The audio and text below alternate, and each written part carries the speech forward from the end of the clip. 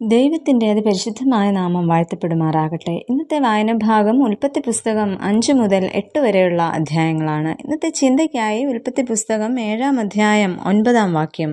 ദൈവം നോഹയോട് കൽപ്പിച്ച പ്രകാരം ഈരണ്ട് ആണും പെണ്ണുമായി നോഹയുടെ അടുക്കൽ വന്ന് പെട്ടകത്തിൽ കടന്നു.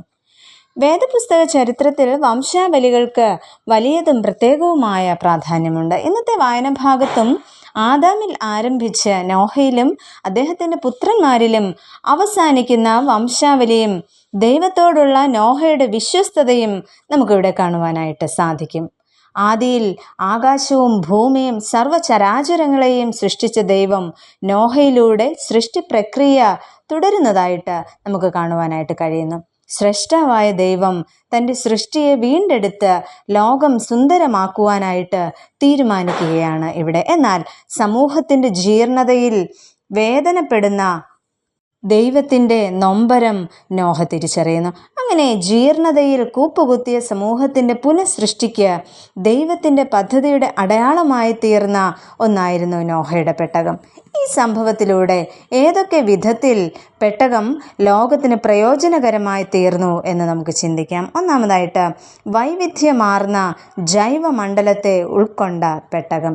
ഉൽപ്പത്തി പുസ്തകം 7-ാം അധ്യായം 2 മുതൽ 9 വരെയുള്ള വാക്യങ്ങളിൽ നോഹ നിർമ്മിക്കുന്ന പെട്ടകത്തിനുള്ളിൽ പ്രവേശിക്കേണ്ട മനുഷ്യരുടെയും മറ്റു ജീവജാലങ്ങളുടെയും ഒരു ക്രമവിവരം തന്നെ കാണുന്നതായിട്ട് നമുക്ക് മനസ്സിലാക്കുവാൻ കഴിയുന്നു.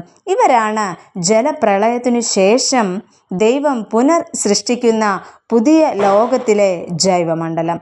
ഇവിടെ മനുഷ്യൻ മാത്രമല്ല കാണപ്പെടുന്നത്, പിന്നെയോ ഈ പ്രപഞ്ചത്തിലെ എല്ലാ ജീവജാലങ്ങളും അതിൽ ഉൾപ്പെടുന്നു. മനുഷ്യനോടൊപ്പം തന്നെ എല്ലാ ജീവജാലങ്ങളും സമൃദ്ധമായ ജീവൻ്റെ അവകാശികളാകണമെന്നതാണ് സൃഷ്ടാവായ ദൈവത്തിൻ്റെ ആഗ്രഹം. അതിനാൽ സൃഷ്ടാവിൻ്റെ ആഗ്രഹപ്രകാരം ഈ പ്രകൃതിയെ അണിയിച്ചൊരുക്കുക, അവയെ സൂക്ഷിക്കുക എന്നതാണ് നമ്മുടെ ഓരോരുത്തരുടെയും നിയോഗം. അതുകൊണ്ട് നമ്മൾ പ്രകൃതിയുടെ ഗുണഭോക്താക്കൾ മാത്രമാകാതെ അതിൻ്റെ താളവും ക്രമവും അനുസരിച്ച് ജീവിക്കേണ്ടവരാണ്.